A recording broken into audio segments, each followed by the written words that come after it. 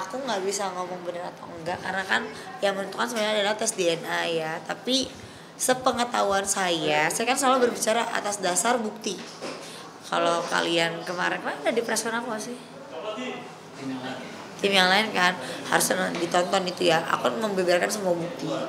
Di situ kan sudah jelas ya kan. Jadi sepertinya aku memang membeberkan bukti yang sebenarnya. Dan memang sebenarnya aku juga bingung sebenarnya ayah biologisnya itu siapa sih, sampai aku menginvestigasi sendiri nih, seperti insert investigasi juga ada ya. Jadi aku menginvestigasi sendiri, aku datang ke tempatnya sendiri yang mana itu jauh sekali ya. Lalu di situ banyak bahasa bahwasannya memang, dan teman-temannya juga akhirnya kesal sendiri gitu karena dia bilang kan katanya masih perawan nih ya. Bener gak sih statement itu?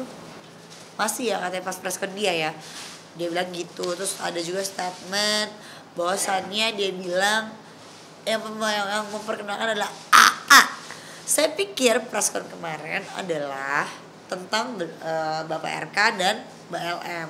Tapi nama saya dibawa kembali. Oke, berarti saya kan harus di sini independen untuk meluruskan nama saya gitu ya. Jadi di mana nama saya ini juga saya nggak pernah loh memperkenalkan siapapun. Bahkan di tim saya pernah menjadi tim ses pada saat pemenangan presiden kemarin. Mungkin kalau kamu scroll boleh, silahkan saja. Tapi nggak pernah ada yang seperti itu gitu. Jadi jujur aja pada diri kamu. Menurut aku itu bukan, aku bisa bilang dugaanku itu bukan anak. Kenapa? Karena saya melihat bukti-bukti yang pada saat 3 tahun lalu atau 4 tahun lalu, saya lupa, 2021 itu 22 September 2021 ya, saya ke rumahnya di Pamulang, dan itu rumah sakit yang dipilih adalah rumah sakit dia. Kalau dia bilang ada yang di atur atau bagaimana tentang hasilnya, berarti beliau mempertanyakan dedikasi dari sebuah pihak rumah sakit atau yang lain-lain. Itu kan sudah melenceng ya saya pikir. Dan apa yang dipertontonkan beliau menurut saya kurang etis. Sebagai perempuan saya jujur malu loh mendengar statement yang begitu amat sangat luar biasa, menggelegar dan keren. Rockstar Las Vegas banget kamu. Karena menurut aku di Indonesia ini kan juga masih awam ya. Maksudnya dalam artian yang menonton TV juga bukan cuma anak 17 plus ya, bahkan ada anak kecil. Apakah itu pantas untuk disuarakan seperti itu? Bagi masalah yang lain-lain gitu. Kan katanya nanti sorenya ada preskon. Ya, katanya. Kayu ke sana juga Pak. Saya support aja. Lihat aja ada aku atau enggak. Karena sebenarnya itu kan antara pihak laki-laki dan pihak perempuan ya. Justru menurut aku yang harus dites DNA itu mungkin ada 3 cowok ya. Karena ada dia pada tanggal 10 Juli di 2021 dia mengakui kepada teman dekatnya, dan saya punya buktinya itu, dan atas persetujuan si temannya itu bahwasannya dia hamil anaknya Irvin. Tapi yang saya kulik dari laki-laki yang ada di dalam ini adalah apa sih kak? Ya udah nggak bisa kita tutupin kan, karena bahwa Tuhan juga udah ngomong ya dalam lapas ini, tapi lapasnya di mana ya pokoknya jauh aja gitu ya.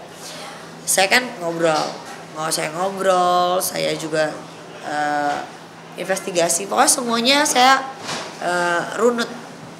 Pada saat itu rambutnya gimana, apa gimana, jadi saya tahu bener gak gitu, dan ternyata benar gitu. Dan aku juga udah investigasi beberapa temennya dan benar gitu. Jadi maksud pernyataannya tuh nggak ada yang miss gitu. Jadi aku berpikir bahwasannya bisa jadi.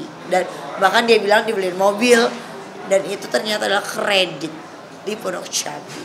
yang dimana saya juga sampai ke sana-sana loh menginvestigasi. Jadi menurut aku apa yang keluar dari mulut saya bisa saya pertanggungjawabkan karena semua itu by bukti, by data, bukan by omon-omon saja. bukti dan segala macam pertama itu apa ada. Loh, kan udah aku tampilkan di preskon, silahkan dilihat saja gitu. Nah lalu menurut aku beliau kan si Mbak LM ini kan mengaku bahwasannya pada bulan Mei itu kepada si laki-laki ini dia itu sudah hamil.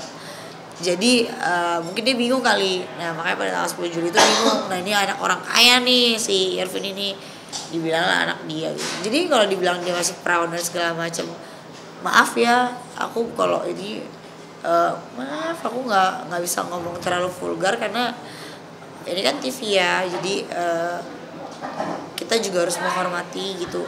Kita juga punya tutur bahasa dan lain-lain. Akan lebih indah dan baik kalau tutur bahasa itu bisa diperhalus. Apalagi preskon itu ya harus dimengerti gitu. Mungkin itu yang dia belum mengerti ya. Itu jadi karena kan semua orang menonton. Dengan adanya itu kan jadinya jadi hujatan balik ke beliau, ke si Mbak LM ini. Jadi saya sebenarnya kasihan tapi ya dikasihanin juga kurang ajar gitu.